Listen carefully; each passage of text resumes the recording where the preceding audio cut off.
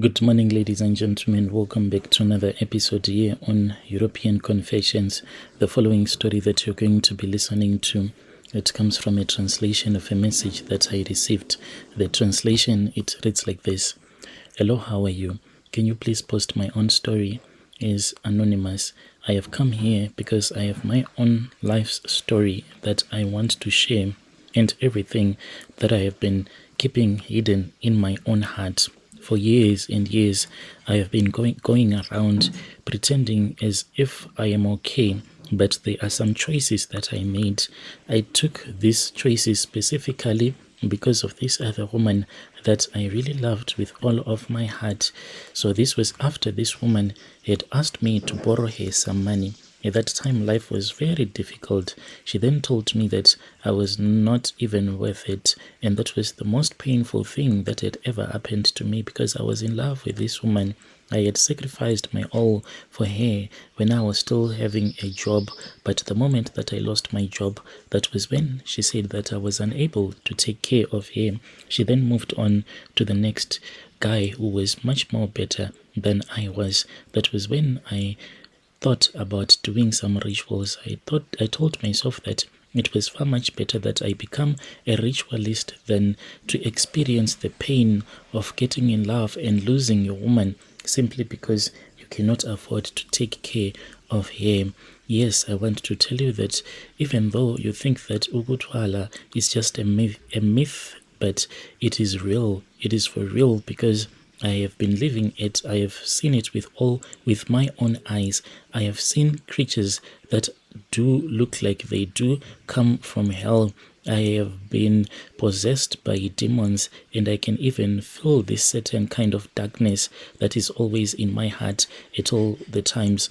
I grew up in a small village where I come from in the Eastern Cape, and at that time my mom, she was the rock of our family, but we were hated a lot by most of the people in our neighborhood because my mom, there were other things that she used to do for other people that were poor, in which most of the people, they thought that my mom was doing this not because she was a Christian woman, but she was doing it so that she can get favors from these other white people that would bring some of the food and some of the things so as to help the community. But my mother, she was not benefiting anything other than the food that will be left behind. Most of the people thought that my mom was being given some money by the white people, in which she was not being given anything until those white people stopped coming and donating to our community. My mother worked really hard,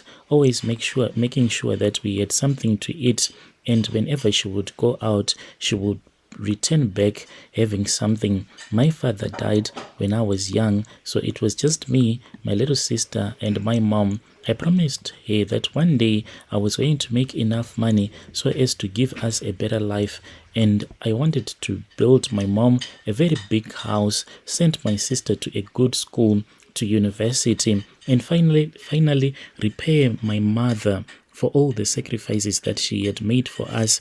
I wanted to show our neighbors that my mother, she was born to be great. My mother, by giving birth to me, she was going to enjoy her own life, because there was this other time when an old man told me that God had created me, even though it was a mistake. I was God's mistake because I was never good enough. So this old man, he was the one who used to give us some money if I would have done some piece jobs for him. But when I was growing up, this man, I saw that he was wicked, because there were times when I would work for him, then he would not give me enough money. After we would have gone to get some firewood for people that would be having functions, then he would sell the firewood to those people. But there were times when he would tell me that I will give you your money later on. If I would complain, that is when you'll say that God created me by mistake. When I was old enough, I left home, headed to Johannesburg,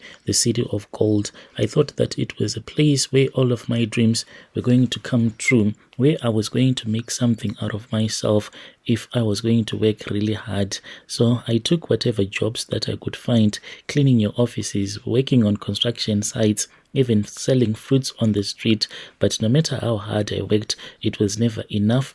I was barely making enough to cover rent, let alone send money back home. One night after a long shift, I went out for drinks with some guys from work. That was when I met another guy. This guy, he was different from anyone that I had met before. You could just tell that this guy, he was making money.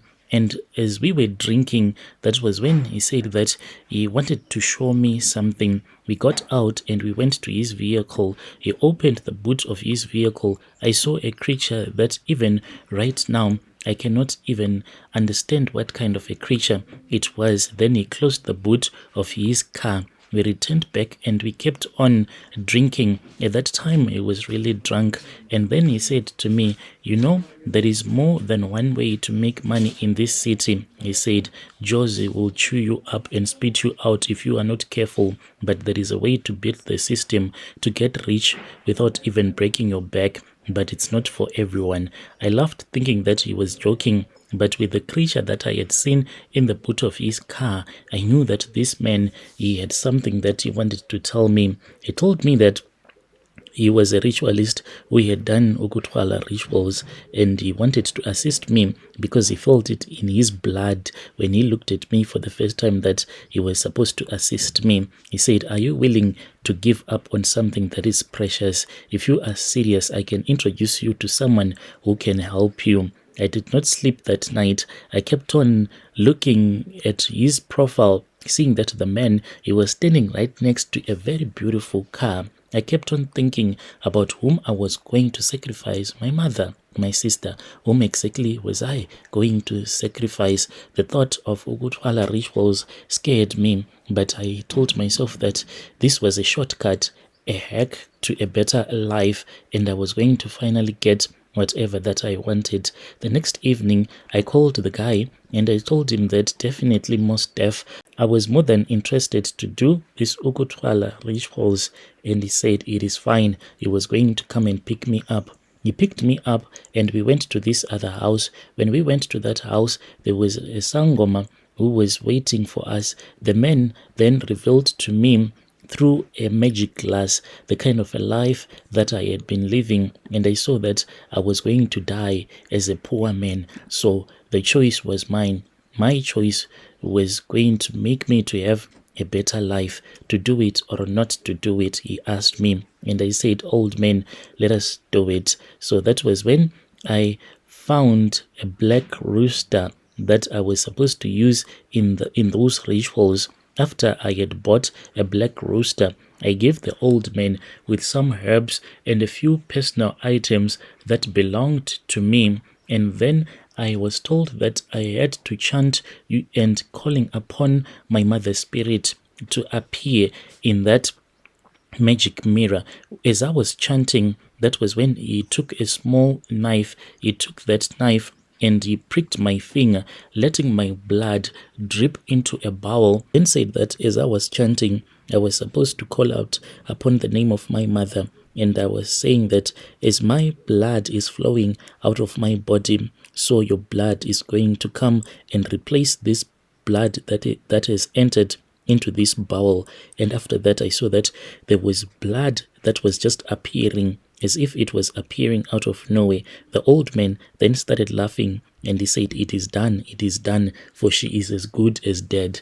Then the man then gave me 20 rand and he told me that I was supposed to go and give the money to my mother. I returned back to Eastern Cape and I specifically gave my mom that 20 rand note. She asked me what was it for, yet I had given her more money on top of the money. And I then told her that the little money that I had given her, it was a reminder of the times that we used to be so poor, and I wanted her to go out and to buy herself a cold drink. She then called on my sister laughing, and then she said, go and buy me some soft drink. My sister went and she bought our mom the soft drink, and my mom drank herself to death. When I returned back to Josie, that was when I was called and I was told that my mom, she was at the hospital. She was no longer okay. I then rushed back to Eastern Cape, going to finish up my mom. When I went to visit her, in the hospital, I had this other charm that I had been given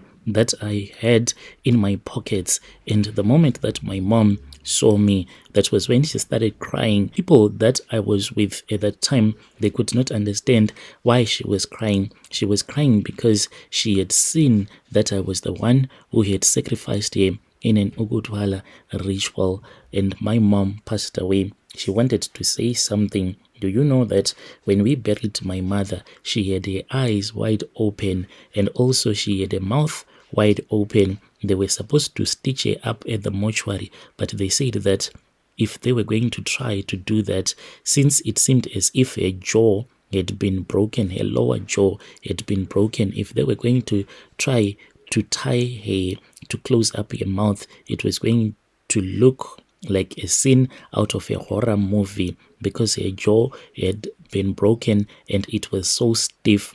We looked at my mom for the last time during the body viewing, and you could not look at her twice. I kept on looking at her, just like I had been told by that Sangoma. I was supposed to be arrogant towards her, and I whispered to myself and I said, "Go, dead woman, go. You are worthless to me. Go, dead woman."